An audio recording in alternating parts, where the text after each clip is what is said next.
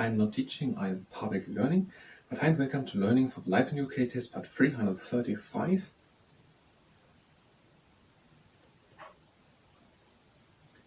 The role of the courts, and we're just trying to answer the questions at the end of the chapter. While doing a lunch training, and if you participate in lunch training, that is at your own risk. Do we do the questions first and then look what is meant, or do we first repeat everything? I think we repeat first because it's too early with too much information. So there's the judiciary. They are responsible for interpreting the law and ensuring the trials are conducted fairly. The government can't interfere in that. And if actions of the government are claimed to be illegal, then judges can say that it is not okay and the government has to change its policies, or the parliament has to change the law, so it becomes illegal. And people can also fine judges if they think that the public body is not respecting someone's rights, and they then have to change their practices and or pay compensation. And judges make decisions in disputes between members of the public or organizations. There are criminal courts. Let's take that. And criminal courts. And these are the Crown Courts for serious offences.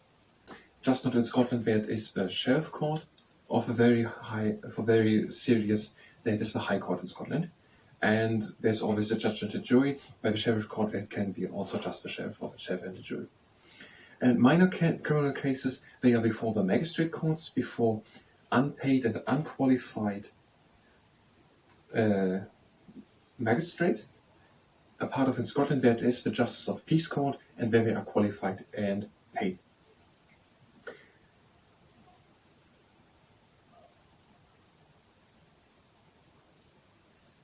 Yes, and the other difference is in Northern Ireland, they are also qualified and paid. And then there are the youth courts, 10 to 17 years have to go there. The parents or carers should attend, and it's closed for the public, no photographs and no names named in newspapers. If they are more serious with crimes done by people 10 to 17, then they have also go to the Crown Court. In Scotland, there is the children's hearing system, and in Northern Ireland, there's additionally the youth conferencing system. And there are 12 members of the juries, and they are having 2 verdicts, guilty and not guilty. In Scotland, there are 3 verdicts, guilty, not guilty, and proven, and it are 50 members. Now, the county courts, they are doing a wide range of civil disputes. For example, getting money back, or personal injuries, or insults, or something like that, and family matters, and also breaches of contracts, so if a contract is not done what is written in the contract, and also divorce. In Scotland, it is doing the Sheriff Court, and there's also a High Court in England, Wales, and Northern Ireland dealing with compensations in larger amounts of money. Now, they have brought another court in, now it all doesn't really make sense anymore. And why is the High Court in England, Wales, and Northern Ireland for large amounts of compensations used, if in Scotland the High Court is for even more serious than serious criminal cases? And there's a small claims procedure. People can sit around a round table or something like that with a judge in the room and then talk about the issue if it's just about money and lower than £10,000 or 5,000 in Scotland and 3,000 in Northern Ireland. And did we make it? We never made this thing. But it is the same as was previously, probably. So serious civil cases, in example, large compensation claims are done in England, Wales, and Northern Ireland by the High Court, and Scotland by the... So if it's about large money, then it is in front of a High Court, except in Scotland, where it is in front of a Court of Season, or High Court, where it's for very serious cases which are not about money. And when there are civil disputes, they are done in the county courts. On Scotland, that is the Sheriff Court. And there are small civilian claims, money, lower than 10,000. They are done through the small claims procedure. 10,000 England, Wales, 3,000 Northern Ireland, 5,000 Scotland. With a judge and 2 parties around the table. And there is also an alternative for money claims online, and which is the small online alternative to the small claims procedure. In all UK, that is possible to the money claims online. So there is for money claims online. Small claims can also be issued online through money claims online. So if someone wants £5 or something like that. And there's legal advice. People can search for solicitors. They have to make sure that they have the right solicitor, and so can do the things they want them to do. And they have to make, before they hire them, sure that the cost will not be too high. So check cost previously. What happens if the cost is too high?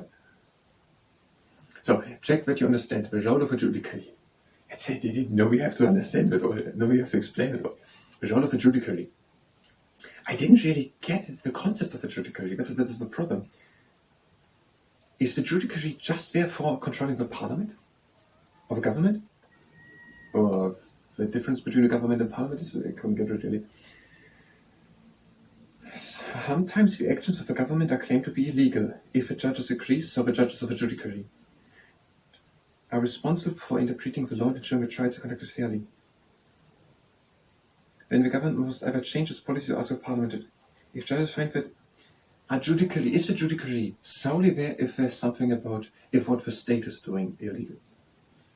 Or is this judiciary everywhere? Also in the other cases, they just explaining now the role of the judges, the role of the judiciary to us. I don't understand it. We will do a second part here.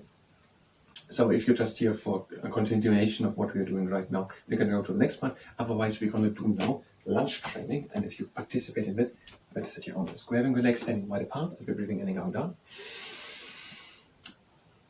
And we're breathing out. Okay. Out.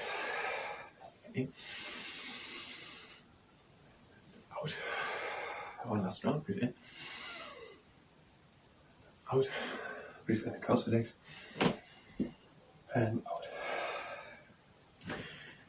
And the first exercise, the legs are standing wide apart. We're doing the 6-back squat squeeze. We're going into quarter squat and we're pressing against the upper part of the upper leg with one hand just. You can do it with a lot of pressure on it. And we're training now the other hand and release your other hand. So your obliques are into this side contraction. And we're going down into half squat and we're pressing on the middle of the leg.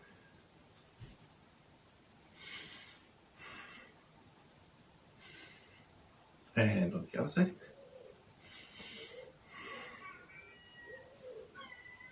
And we're going down into 3/4 squat and we're pressing close to the knee.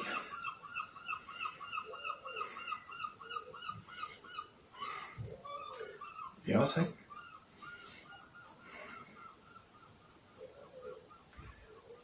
And we're supposed to be exercising. Now, the fastest giraffe of the water bottle. The legs are sitting wide apart. We're going into 3/4 squat and we're pressing against the knee.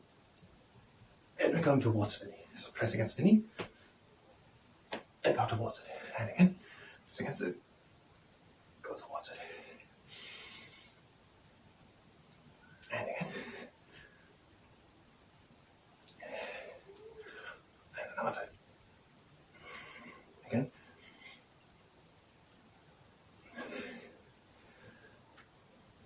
And the last two. Press against it. Go towards it. And the last one. Press against the knee. Go towards it. Now the propeller. Legs are standing again wide apart. We're going down into full squat. The arms to the outside. Going down to one side. We're pressing against the leg. We're looking up to the other hand and we're having a little bend in the elbow.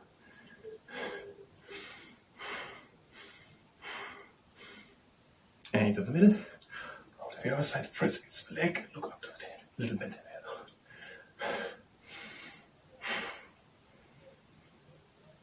And a middle. And up. And down. Into 90-90 lunge, top up of the back, and the pressing from the inside against the knee.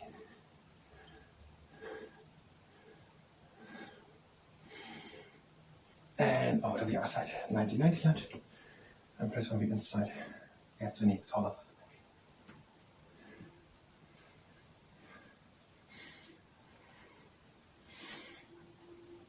the back. Next exercise. 90 135 degree lunge. And tall off the back and pull the leg. It's the leg up.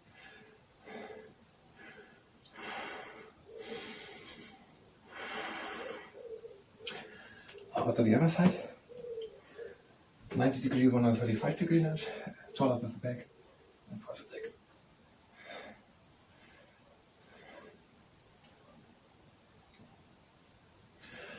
And next exercise, 90 degree, 150 degree lunge, and we're pulling a bit below the knee at the top of the shin bone, top of the leg.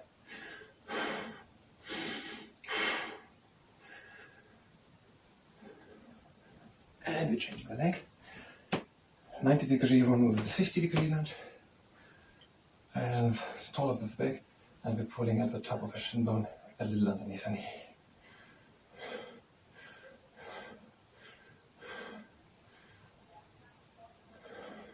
And the last exercise, a rod jumper. We're going into full lunge. And we're pulling again with tall up of the back, feet underneath the knee at the top of the shin bone.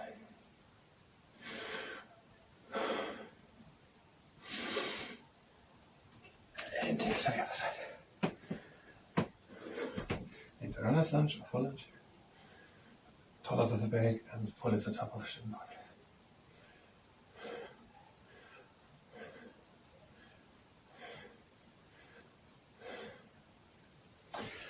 And now we're stretching. One leg with the heel onto the ground, and we're pulling a little bit with toes up.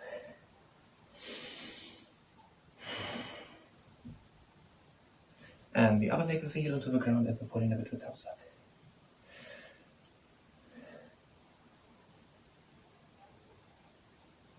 And now we're doing the crab in the morning. The legs are staying short and point apart. We're breathing in, lifting the arms up. And breathing out, really bringing the arms down and the upper leg with chest to the sky. Again, in the arms up. And out the arms again down. Again in, head up. Close the hands and lean back. Down chest to the sky. Breathe again in into the middle.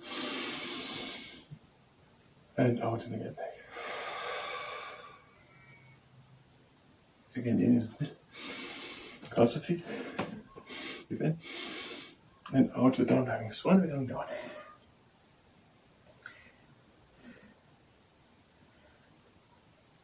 Now we are bending the left knee. And we're bringing the right leg with the heel to the right and turning with the body to the right. Now bring the toes of the right leg to the right and go with the body to the left. Close both feet and straighten both legs. Bend the right knee and bring the heel of the left leg to the left and turn with the body to the left.